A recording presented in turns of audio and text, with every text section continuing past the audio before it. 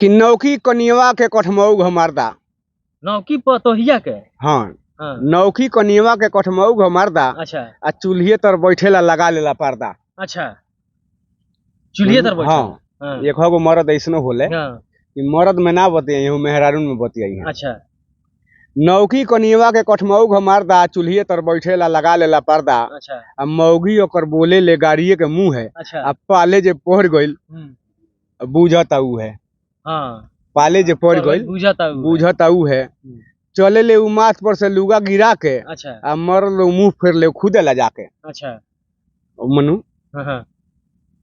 छने भर में धो देले इज्जत उतार के। हाँ। आ काचही चमा जले बेटा भातार के। हाँ। छने भर में धो देले इज्जत उतार के। आ काचही चबा जले बेटा भातार के। अच्छा।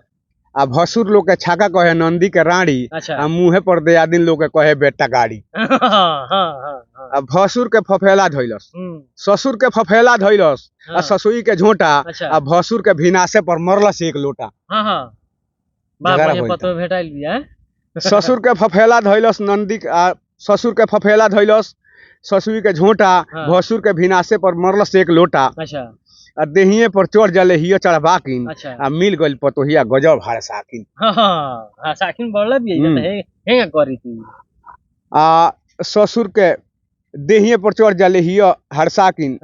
देहिए पर चढ़ जले हियो चढ़बाकिन। मिल गइल पतोहिया गजब हरसाकिन। आ धीरहू से बोले ले त गांव भर सुनाला। अच्छा, इतना धीरे से बोले। हाँ। धीरहू से बोले ले त गांव भर सुनाला। आ ताकल से 4 गाड़ी सुनिए के जाला। हाँ, ताकहूं का नहीं। हाँ, ये ताक दिहलू 4 गाड़ी सुन के जाई। अच्छा। धीरहू से बोले ले त गांव भर सुनाला। ताकल से 4 गाड़ी सुनिए के जाला। अच्छा। आ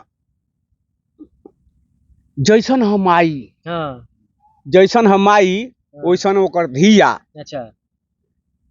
आ कौना नक्षत्र में जन्म लेले बिया। बाल वैसन